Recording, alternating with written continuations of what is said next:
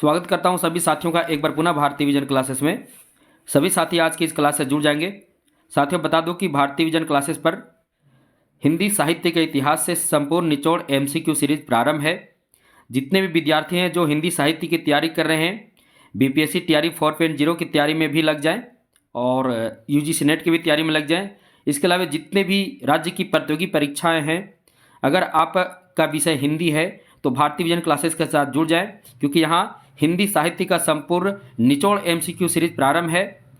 पहला क्लास जो विद्यार्थी नहीं देखेंगे, पहला क्लास देख लेंगे, जिसमें हम हिंदी साहित्य का इतिहास, लेखन परंपरा से संपूर्ण निचोड़ एमसीक्यू कर चुके हैं। आज हम इस क्लास में हिंदी साहित्य का काल विभाजन एवं नामकरण, इससे संपूर्ण निचोड़ जितने भी एमसीक्यू बनेंगे परीक्षा की दृष्टि से सभी एमसीक्यू को देखेंगे। तो चलिए सभी साथी प्रारंभ करते हैं आज हिंदी साहित्य का काल विभाजन एवं नामकरण से निचोड़ एमसीक्यू। पहला प्रश्न आपके सामने है, हिंदी साहित्य का काल विभाजन करने का सर्वप्रथम प्रयास किसने किया? हिंदी साहित्य का काल विभाजन करने का सर्वप्रथम प्रयास किसने किया? ऑप्शन है Shiv Singh Sengar, Garcin de Tassy, George Grierson, Ramchandra Shukla. Hindi साहित्य का काल विभाजन करने का सर्वप्रथम प्रयास किसने किया? तो इसका सही जवाब हो जाएगा ऑप्शन नंबर सी, यानी जॉर्ज ग्रियर्सन। जॉर्ज ग्रियर्सन ने हिंदी साहित्य का सर्वप्रथम काल विभाजन करने का प्रयास किया। गार्सा दत्तासी जो है वो हिंदी साहित्य के प्रथम इतिहास लेखन परंपरा के प्रथम लेखक माने जाते हैं। यानी हिंदी साहित्य का इतिहास लेखन करने का जो सूत्रपात करने का जो श्रेय है वो गार्सा दत्तासी के है, जबकि काल विभाजन करने का जो श्रेय प्राप्त है वो किनको है? तो जॉर्ज ग्रियर्सन को है। तो परीक्षा में प्रश्न कई बार आ चुका है, हिंदी साहित्य का काल विभाजन करने का सर्वप्रथम प्रयास किसने किया? तो जॉर्ज ग्रियर्सन ने किया। अगला प्रश्न है, जॉर्ज ग्रियर्सन ने हिंदी साहित्य को कितने कालखंडों में बांटा? उन्होंने सर्वप्रथम काल विभाजन किया और उन्होंने हिंदी साहित्य को कितने कालखंडों में बांटा? ये भी प्रश्न बहुत ही महत्वपूर्ण है। जॉर्ज ग्रियर्सन ने हिंदी साहित्य को कितने कालखंडों में बांटा? 4, 15, 11 या 5? तो कितने कालखंडों में बांटा? जितने विद्यार्थी पढ़ाई कर रहे हैं उनको पता ही होगा। तो इसका सही जवाब हो जाएगा जॉर्ज ग्रियर्सन ने हिंदी साहित्य को 11 कालखंडों में बांटा। कितने कालखंडों में? तो 11 कालखंडों में। प्रश्न नंबर तीसरा है, ग्रियर्सन ने हिंदी साहित्य का प्रारंभ कब से माने हैं? यानी जॉर्ज ग्रियर्सन के अनुसार हिंदी साहित्य का जो प्रारंभ है वो कब से माना गया है? संवत 750, 700 ईस्वी, 1000 ईस्वी या 1050 ईस्वी? बहुत ही महत्वपूर्ण प्रश्न ये है, ग्रियर्सन ने हिंदी साहित्य का जो प्रारंभ है वो कब से माने हैं? तो बहुत ही महत्वपूर्ण प्रश्न आ गया, कई बार प्रतियोगी परीक्षा में यह प्रश्न आ जाता है। तो इसका सही जवाब हो जाएगा ऑप्शन नंबर ये 700 ईस्वी। 700 ईस्वी से उन्होंने माना है और चारण काल नाम दिया था उन्होंने। हिंदी साहित्य का प्रथम जो काल है आदिकाल को उन्होंने चारण काल कहा था और 700 ईस्वी से प्रारंभ उन्होंने माना था। चलिए अगला प्रश्न है, किस साहित्यकार ने भक्ति काल को स्वर्ण काल कहा? बहुत ही महत्वपूर्ण है, किस साहित्यकार ने भक्ति काल को स्वर्ण काल कहा? भक्ति काल को स्वर्ण काल कहने वाले कौन से यहाँ पर थोड़ा सा साहित्यकार की जगह पर हो जाएगा कौन से इतिहासकार, है ना, थोड़ा सा इस मिस्टेक है, थोड़ा सा माफ़ी चाहते हैं। तो किस इतिहासकार ने यानी हिंदी साहित्य के इतिहासकार ने या फिर लेखक ने भक्ति काल को स्वर्ण काल कहा? तो किस इतिहासकार ने भक्ति काल को स्वर्ण काल कहा? जॉर्ज ग्रियर्सन ने, रामचंद्र शुक्ल ने, राम कुमार वर्मा ने या फिर मिश्र बंधु ने? तो सही जवाब क्या हो जाएगा? तो जॉर्ज ग्रियर्सन ने भक्ति काल को क्या कहा था? स्वर्ण काल या स्वर्ण युग कहा था। बहुत ही महत्वपूर्ण प्रश्न है, वीवीआई प्रश्न है। जितने विद्यार्थी हैं बीपीएससी तैयारी 4.0 की तैयारी में लग चुके हैं, क्योंकि बीपीएससी का जो स्टेट कह सकते बिहार स्टेट की जो परीक्षा हुई थी उसका रिजल्ट अभी घोषित हो ही चुका है। तो जितने विद्यार्थी पास हो चुके हैं पेपर 1 या पेपर 2, तो उनके लिए बहुत ही महत्वपूर्ण है, आज ही से आप बीपीएससी तैयारी 4.0 की तैयारी में लग जाए। और जितने भी प्रश्नों को हम कराएंगे लगभग प्रश्न आपको परीक्षा में देखने को मिलेंगे, क्योंकि सभी निचोड़ प्रश्नों को हम लेकर यहाँ पर उपस्थित हैं और एक एक टॉपिक, सभी टॉपिक वाइज हम एमसीक्यू करा रहे हैं। तो यहाँ पर प्रश्न है, किस साहित्यकार ने भक्ति काल को स्वर्ण काल कहा? किस साहित्यकार ने भक्ति काल को स्वर्ण काल कहा? तो जॉर्ज ग्रियर्सन ने भक्ति काल को स्वर्ण काल कहा। अगला प्रश्न है, जॉर्ज ग्रियर्सन ने अपना इतिहास ग्रंथ में किस पद्धति को अपनाया था? बहुत ही महत्वपूर्ण प्रश्न है। जॉर्ज ग्रियर्सन ने जो अपना इतिहास ग्रंथ लिखा उसमें किस पद्धति को अपनाया था? बहुत ही महत्वपूर्ण प्रश्न है साथियों। बता दूं कि जो भी विद्यार्थी बीपीएससी टीआरई 4.0 की तैयारी कर रहे हैं उसका संपूर्ण हस्तलिखित नोट्स अगर आपको चाहिए पढ़ने के लिए तो मेरे पास उपलब्ध है। इसके लिए आपको क्या करना होगा, भारतीय विजन क्लासेस का जो टेलीग्राम ग्रुप है उसमें ज्वाइन करें या फिर डायरेक्ट हमसे कांटेक्ट भी कर सकते हैं। और इसके लिए आपको क्या करना होगा, इस वीडियो का डिस्क्रिप्शन में जाइए, वहाँ पर मेरा मोबाइल नंबर दिया हुआ है, वहाँ से भी आप हमसे डायरेक्ट कांटेक्ट कर सकते हैं या फिर वहीं पर भारतीय विजन क्लासेस का टेलीग्राम का ऑफिशियल ग्रुप का जो लिंक है वो दिया हुआ, वहाँ भी आप ज्वाइन कर सकते हैं, जहाँ से आपको परीक्षा संबंधी जितने भी महत्वपूर्ण बिंदु है सब वहाँ पर आपको जानकारी दी जाती है। तो सभी साथी अगर नोट्स चाहिए तो आप हमसे कांटेक्ट कर सकते हैं। चलिए हम आगे बढ़ते हैं। तो जॉर्ज ग्रियर्सन ने अपना इतिहास ग्रंथ में किस पद्धति को अपनाया था? वैज्ञानिक पद्धति, विधेयवादी पद्धति, वर्णानुक्रम पद्धति या कालानुक्रम पद्धति? तो कौन सा पद्धति को अपनाया था? तो इसका सही जवाब हो जाएगा जॉर्ज ग्रियर्सन ने जो था वो अपने इतिहास ग्रंथ में कालानुक्रम पद्धति को अपनाया था। कौन सा पद्धति? कालानुक्रम। प्रथम पद्धति चला था वर्णानुक्रम, जिसको अपनाने वाले कौन कौन है? तो गार्सा दत्तासी और शिव सिंह सेंगर। उसके बाद जॉर्ज ग्रियर्सन ने कालानुक्रम पद्धति को अपनाए थे।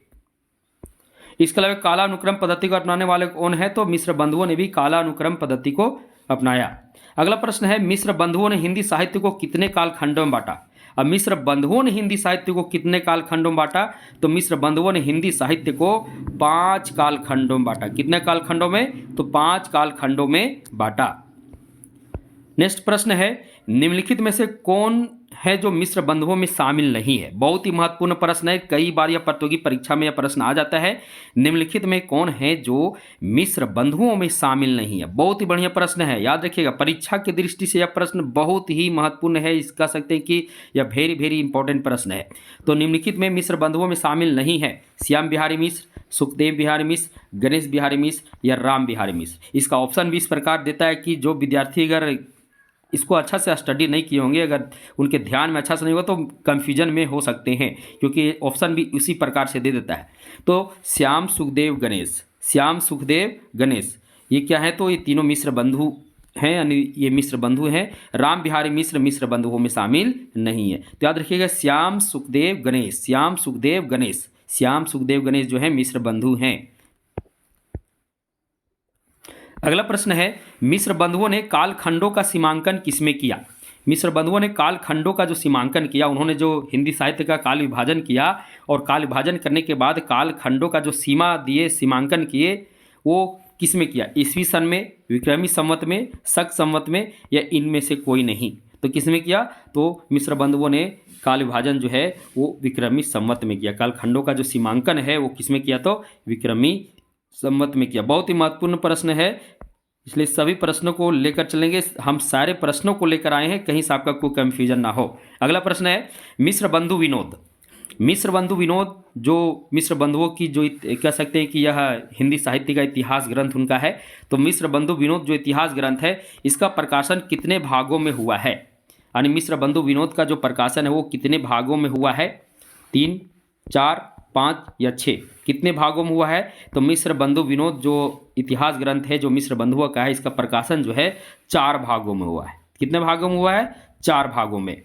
प्रथम 3 भाग एक बार और अंतिम भाग एक बार हुआ था। इस पर भी एक प्रश्न बना दिए ताकि आपको कोई कंफ्यूजन ना हो और आप जान भी लें। मिश्र बंधु विनोद का प्रकाशन वर्ष से संबंधित कौन सा विकल्प सही है? इसमें से कौन सा विकल्प है जो सही है? तो मिश्र बंधु विनोद का प्रथम भाग 1934, अभी 4 भाग की चर्चा की ना, कुल 4 भाग है। कितने भाग हैं? कुल 4 भाग में प्रकाशित है मिश्र बंधु विनोद।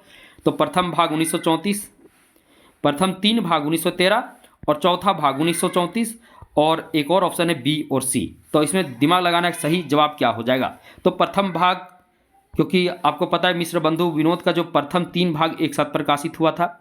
तो मिश्र बंधु विनोद जो इनका पुस्तक है उनका प्रथम और द्वितीय और तृतीय ये 3 भाग जो है वो एक साथ प्रकाशित और अंतिम भाग एक बार। तो इसमें सही जवाब हो जाएगा प्रथम 3 भाग 1913 और चौथा भाग 1934। तो ये दोनों ऑप्शन सही थे, इसका सही जवाब हो जाएगा बी और सी। याद रखिएगा मिश्र बंधु विनोद का जो पुस्तक है उसका प्रथम 3 भाग का प्रकाशन 1913 में और चौथा भाग का प्रकाशन 1934 में। आगे बढ़ते हैं। प्रश्न नंबर अगला, मिश्र बंधुओं ने मिस्र बंधुओं ने हिंदी साहित्य का प्रथम काल को क्या कहा? अब मिस्र बंधुओं ने हिंदी साहित्य के प्रथम काल को क्या कहा, अर्थात आदिकाल को उन्होंने क्या कहा था? अलंकृत काल, वर्तमान काल, प्रारंभिक काल या वीरगाथा काल? तो मिस्र बंधुओं ने प्रथम काल को क्या कहा था? तो मिस्र बंधुओं ने प्रथम काल को प्रारंभिक काल कहा था। कहीं आपको आरंभिक भी मिलेगा, आरंभिक या प्रारंभिक दोनों एक ही बात हुआ। तो मिस्र बंधुओं ने प्रथम काल को यानी आदिकाल को प्रारंभिक काल या आरंभिक काल दोनों कहा था। अगला प्रश्न है, मिस्र बंधुओं ने रीतिकाल को क्या कहा? मिस्र बंधुओं ने रीतिकाल को क्या कहा? तो मिस्र बंधुओं ने रीतिकाल, तो रीतिकाल को वर्तमान काल कहा, वीर काल कहा, परिवर्तन काल कहा या अलंकृत काल कहा? तो मिस्र बंधुओं ने रीतिकाल को क्या कहा? तो मिस्र बंधुओं ने रीतिकाल को अलंकृत काल कहा। क्या कहा? अलंकृत काल। अगला प्रश्न है, मिस्र बंधुओं ने आधुनिक काल को क्या कहा? बहुत ही महत्वपूर्ण प्रश्न है। देखिए, जितने भी प्रश्न हम बनाए हैं सब निचोड़ प्रश्न है, और कह सकते हैं स्टेप बाय स्टेप हम प्रश्न को बनाएं ताकि आपको पूरा आप इसका एमसीक्यू भी करें, आपको पूरा स्टडी भी हो जाए, यानी आप अध्ययन भी कर लें। तो मिस्र बंधुओं ने आधुनिक काल को क्या कहा? वर्तमान काल, आदिकाल, गद्यकाल या वीर काल? तो मिस्र बंधुओं ने आधुनिक काल को क्या कहा? तो मिस्र बंधुओं ने आधुनिक काल को वर्तमान काल कहा। क्या कहा? वर्तमान काल।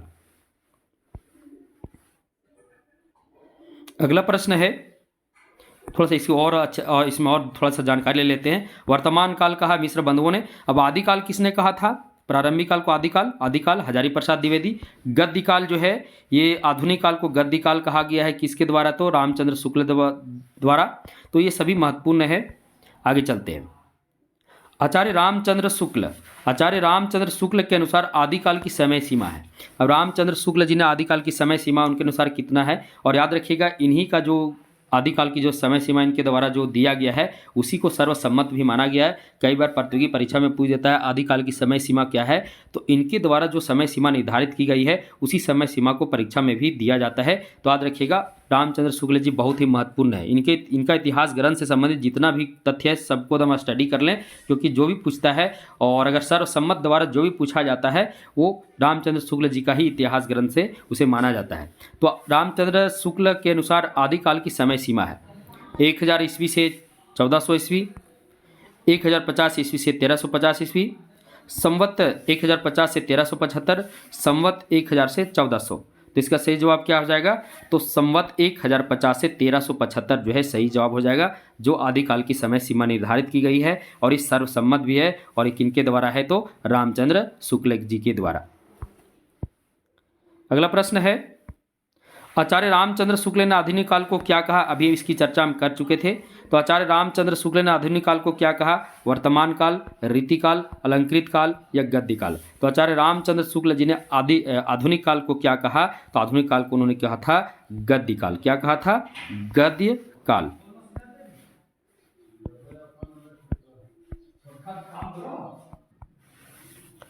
अगला प्रश्न है, आचार्य रामचंद्र शुक्ल के अनुसार भक्ति काल की समय सीमा है। भक्ति काल की समय सीमा है संवत 1300 से 1400, संवत 1375 से 1700, संवत 1375 से 1900 या संवत 1700 से 1900। तो रामचंद्र शुक्ल जी के अनुसार भक्ति काल की समय सीमा क्या है? तो संवत 1375 से 1700। देखिए, आदिकाल को माने कितना? आदिकाल को माने है 1050 से 1375, ये सब संवत में याद रखिएगा, संवत में। उसके बाद भक्ति काल को माने हैं 1375 से 1700, सब संवत में याद रखिएगा। फिर 1700 से 1900 जो है वो माने हैं रीतिकाल को, और 1900 से आगे जो है 1900 से 1900 कह सकते हैं कि 84 तक ये जो है ये माने हैं, ये सभी संवत में है, वो गद्यकाल को माने हैं यानी आधुनिक काल को माने हैं। तो यहाँ भक्ति काल पूछा गया। आचार्य रामचंद्र शुक्ल जी के अनुसार भक्ति काल की समय सीमा है तो संवत 1375 से 1700। अगला प्रश्न है, आचार्य रामचंद्र शुक्ल ने हिंदी साहित्य को कितने काल खंडों में बांटा? आचार्य रामचंद्र शुक्ल ने हिंदी साहित्य को कितने काल खंडों में बांटा? 4, 3, 5 या 7? तो आचार्य रामचंद्र शुक्ल जी ने हिंदी साहित्य को 4 काल खंडों में बांटा। वीरगाथा काल, भक्ति काल, रीतिकाल और गद्यकाल, 4 काल खंडों में बांटा। दोहरा नामकरण भी किए उन्होंने, क्योंकि उन्होंने आदिकाल भी बाद में माना, वीर गाथा काल को आदिकाल माना, फिर भक्ति काल को पूर्व मध्यकाल, रीति काल को उत्तर मध्यकाल और गद्य काल को उन्होंने आधुनिक काल भी माना। अगला प्रश्न है, आचार्य रामचंद्र शुक्ल ने आदिकाल को कितने वीर ग्रंथों के आधार मानकर वीर गाथा काल कहा। यानी आचार्य रामचंद्र शुक्ल जी ने आदिकाल में, यहाँ पर में होगा, कितने वीर ग्रंथों को आधार मानकर क्या कहा था, तो वीर गाथा काल कहा था। अर्थात आदिकाल को वीर गाथा काल उन्होंने जो कहा था वो कितने वीर ग्रंथों को आधार मानकर कहा था, तो 7, 12, 14 या 4, यानी कितने वीर ग्रंथों को आधार मानकर वीर गाथा काल कहा था आदिकाल को, तो 12 वीर ग्रंथों को। याद रखिएगा, बहुत ही महत्वपूर्ण प्रश्न है, ये भी VVI प्रश्न है, प्रतियोगी परीक्षा की दृष्टि से ये भी बहुत ही महत्वपूर्ण है। अगला प्रश्न है, आचार्य रामचंद्र शुक्ल ने अपने इतिहास ग्रंथ में कितने कवियों को स्थान दिया, तो आचार्य रामचंद्र शुक्ल ने अपने इतिहास ग्रंथ में कितने कवियों का स्थान दिया, 72, 5000, 752 या 1000। तो आचार्य रामचंद्र शुक्ल जी ने अपने इतिहास ग्रंथ में 1000 कवियों को स्थान दिया। अगला प्रश्न है, आचार्य रामचंद्र शुक्ल ने अपने इतिहास ग्रंथ में किस पद्धति को अपनाया, वैज्ञानिक पद्धति, विधेयवादी पद्धति, वर्णानुक्रम पद्धति या कालानुक्रम पद्धति। तो किस पद्धति को अपनाया, तो उन्होंने अपने इतिहास ग्रंथ में विधेयवादी पद्धति को अपनाया, जो सबसे अधिक प्रचलित पद्धति भी है, जिसके बारे में हम जो पहला क्लास लिए थे उसमें इस पर भी एक प्रश्न बना हुआ था। तो सबसे प्रचलित जो पद्धति है विधेयवादी पद्धति है, और रामचंद्र शुक्ल जी ने अपने इतिहास ग्रंथ में किस पद्धति को अपनाया, तो विधेयवादी पद्धति को अपनाया। अगला प्रश्न है, आचार्य रामचंद्र शुक्ल ने उत्तर मध्यकाल को क्या कहा। आचार्य रामचंद्र शुक्ल जी ने उत्तर मध्यकाल को क्या कहा, उत्तर मध्यकाल को क्या कहा, तो आचार्य रामचंद्र शुक्ल जी ने उत्तर मध्यकाल को कहा, ऑप्शन है अलंकृत काल, बीजवपन काल, आदिकाल या रीतिकाल। तो अभी बताए थे कि उन्होंने रीतिकाल, भक्ति काल को पूर्व मध्यकाल कहा था और रीतिकाल को उत्तर मध्यकाल। तो सही जवाब हो जाएगा रीतिकाल। रीतिकाल को उन्होंने क्या कहा, तो उत्तर मध्यकाल, अर्थात उत्तर मध्यकाल को क्या कहा, तो उन्होंने रीतिकाल कहा। अगला प्रश्न है, रीतिकाल को श्रृंगार काल किसने कहा। रीतिकाल को श्रृंगार काल किसने कहा, रामचंद्र शुक्ल, महावीर प्रसाद द्विवेदी, विश्वनाथ प्रसाद मिश्र या फिर हजारी प्रसाद द्विवेदी। तो रीतिकाल को श्रृंगार काल किसने कहा, बहुत ही महत्वपूर्ण प्रश्न भी आ गया है। तो रीतिकाल को श्रृंगार काल किसने कहा, तो इसका सही जवाब हो जाएगा आपका विश्वनाथ प्रसाद मिश्र। विश्वनाथ प्रसाद मिश्र ने रीतिकाल को श्रृंगार काल कहा और इसे 3 वर्गों में भी उन्होंने बांटा, रीतिबद्ध, रीतिसिद्ध, रीति मुक्त। अगला प्रश्न है, हिंदी साहित्य के प्रारंभिक काल को संधि व चारण काल किसने कहा।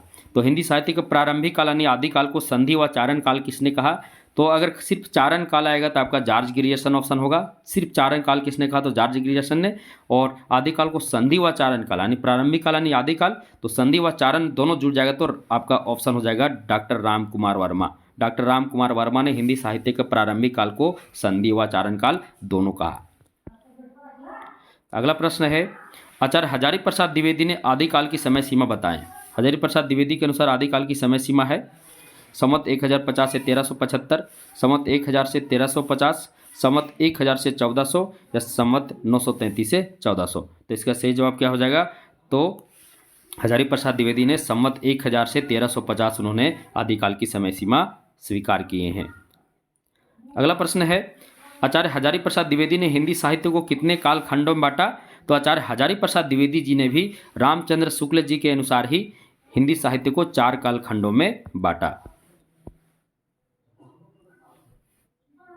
अगला प्रश्न है, किस इतिहासकार ने आदिकाल को संक्रमण काल कहा। बहुत ही महत्वपूर्ण प्रश्न आ गया है, किस इतिहासकार ने आदिकाल को क्या कहा, तो संक्रमण काल कहा। बहुत ही महत्वपूर्ण ये प्रश्न।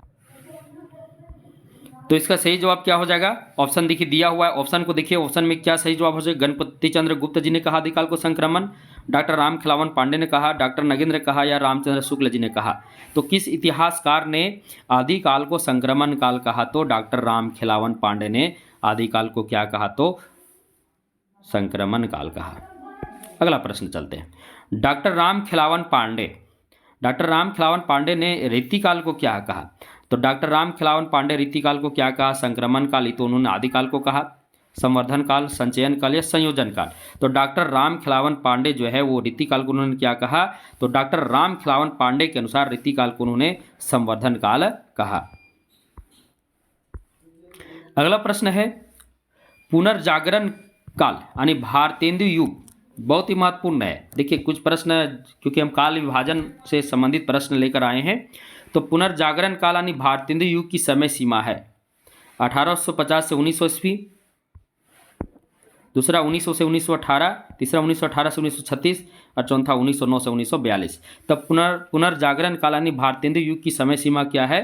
तो भारतेंदु युग की समय सीमा है 1850 से 1900 ईस्वी। कहीं कहीं आपको 1857 से भी 1900 देखने को मिल जाएगा, 1857 से 1900।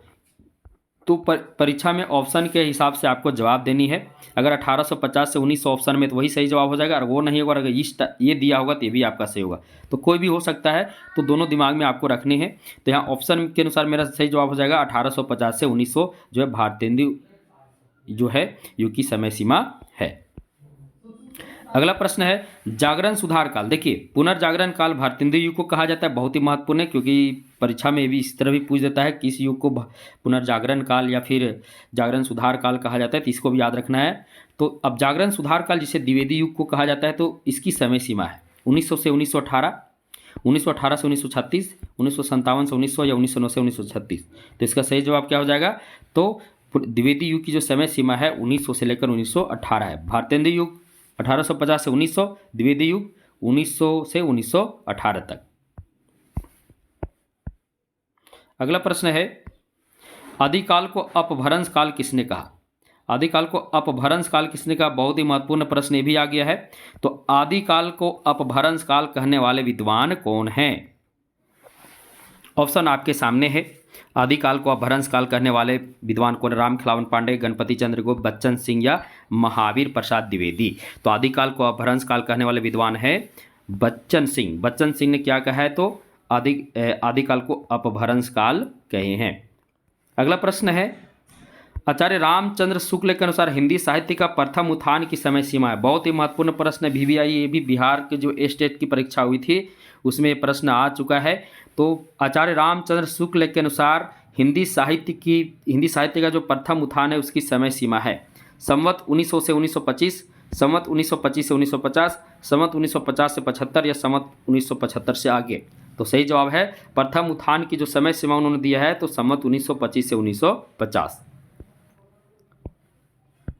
अगला प्रश्न है डॉक्टर नगेंद्र के अनुसार भक्ति काल की समय सीमा है। डॉक्टर नगेंद्र के अनुसार भक्ति काल की समय सीमा है 14वीं शताब्दी से 17वीं शताब्दी, 7वीं शताब्दी से 14वीं शताब्दी के मध्य तक, 17वीं शताब्दी के मध्य से 19वीं शताब्दी के मध्य तक, या इनमें से कोई नहीं।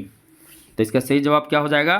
तो डॉक्टर नगेंद्र के अनुसार भक्ति काल की जो समय सीमा है वह 14वीं शताब्दी के मध्य से 17वीं शताब्दी के मध्य तक। ये इसका क्या है? तो सही जवाब है। अगला प्रश्न है छायावाद की समय सीमा है। छायावाद की समय सीमा है 1914 से 1936, 1918 से 1936, 1900 से 1920 या 1950 से 1975। ये सब ईस्वी में है। तो सही जवाब हो जाएगा छायावाद की जो समय सीमा है 1918 से 1936 है। 1950 देखिए 1950 से आप 1850 से 1900 या आपका हो जाएगा क्या? तो 1850 से 1900 आपका हो जाएगा भारतेंदु युग। अब 1900 से आपका जो है 1918 हो जाएगा ये आपका द्विवेदी युग। 1918 से 1936 आपका क्या हो जाएगा? तो 1918 से 1936 जो है आपका ये क्या है? तो छायावाद है। क्या है? छायावाद। अगला प्रश्न है डॉक्टर गणपति चंद्र गुप्त ने आदिकाल की समय सीमा निर्धारित की है। बहुत ही महत्वपूर्ण ये भी प्रश्न आ गया। डॉक्टर गणपति चंद्र गुप्त के अनुसार आदिकाल की समय सीमा है। ये भी प्रश्न बहुत ही महत्वपूर्ण है। ये भी प्रतियोगी परीक्षा में कई बार आता है, हर विद्यार्थी कंफ्यूजन में हो जाते हैं। तो ऑप्शन है 1000 से 1400 ईस्वी, 1050 से 1400 ईस्वी, 1350 से 1600 ईस्वी या 1184 से 1350 ईस्वी। देखिए इसका सही जवाब हो जाएगा तो डॉक्टर गणपति चंद्र गुप्त के अनुसार आदिकाल की जो समय सीमा है वो 1184 से 1350 ईस्वी। याद रखिएगा, बहुत ही महत्वपूर्ण है। आज का अंतिम प्रश्न है हिंदी साहित्य का सर्वोत्कृष्ट वैज्ञानिक व प्रामाणिक, हिंदी साहित्य का जो सबसे सर्वोत्कृष्ट वैज्ञानिक और प्रामाणिक इतिहास ग्रंथ कौन सा है जो सबसे प्रामाणिक माना गया, सबसे वैज्ञानिक इतिहास ग्रंथ माना गया है। यहाँ पर सभी ऑप्शन को एक बार देख लें। हिंदी साहित्य का इतिहास रामचंद्र शुक्ल जी का, हिंदी साहित्य का आधा इतिहास सुमन राजे, हिंदी साहित्य का आदिकाल हजारी प्रसाद द्विवेदी, या हिंदी साहित्य का इतिहास दर्शन नलिन विलोचन शर्मा। तो हिंदी साहित्य का सर्वाधिक उत्कृष्ट और वैज्ञानिक प्रामाणिक कौन सा ग्रंथ है, तो रामचंद्र शुक्ल जी का हिंदी साहित्य का इतिहास है। तो इसका सही जवाब हो जाएगा ऑप्शन नंबर ये, यानी इसका सही जवाब हो जाएगा। तो आज हम हिंदी साहित्य का काल विभाजन और नामकरण से जितने भी प्रश्न बन रहे थे सभी प्रश्नों को हम लेकर आए। तो जितने भी विद्यार्थी प्रश्न को देख लिए होंगे, याद रखिएगा अगर काल विभाजन से कोई भी प्रश्न आपका परीक्षा में आता है तो इससे बाहर नहीं आ सकता है। और साथियों बता दूं कि अभी जो भी विद्यार्थी बीपीएससी टीआरई 4.0 की तैयारी में लग गए हैं तो आज ही भारतीय विजन क्लासेस से जुड़ें और अपनी बीपीएससी की तैयारी जो है टीआरई 4.0 जो हिंदी आपका है टीजीटी और पीजीटी की तैयारी में लग जाएं और हमारे चैनल से जुड़े रहें। यहाँ पर प्रतिदिन आपको निचोड़ एमसीक्यू कराए जाएंगे, आपके संपूर्ण सिलेबस को यहाँ पर कंप्लीट भी किया जाएगा। और जिनको भी संपूर्ण सिलेबस यानी बीपीएससी टीआरई 4.0 की संपूर्ण सिलेबस से जिनको भी नोट्स चाहिए तो आप हमसे नोट्स प्राप्त कर सकते हैं। नोट्स प्राप्त करने के लिए आपको क्या करने होंगे, तो नोट्स प्राप्त करने के लिए आपको भारतीय विजन क्लासेस से जुड़ने होंगे। उसके लिए आपको टेलीग्राम का लिंक भी है या डायरेक्ट मेरा नंबर भी है, आप हमसे भी कांटेक्ट कर सकते हैं, जिसका नंबर आपका इस वीडियो के नीचे दिया हुआ है यानी डिस्क्रिप्शन बॉक्स में जाए जहाँ पर आपको मेरा नंबर है और वहीं पर आपको मेरा जो भारतीय विजन क्लासेस का कह सकते हैं कि जो टेलीग्राम का ऑफिशियल लिंक है वहाँ भी आपको मिल जाएगा, जिससे आप हमारे ग्रुप में भी ज्वाइन कर सकते हैं, जहाँ आपको परीक्षा से संबंधित जितनी भी नवीन जानकारी आपको तुरंत प्राप्त भी वहाँ हो जाएगी। तो आप हमसे जुड़ें और बीपीएससी टीआरई 4.0 की बेहतरीन तैयारी करें और सफलता को भी पाएँ। तब तक के लिए सभी को धन्यवाद। नेक्स्ट क्लास के लिए आप तैयार रहेंगे।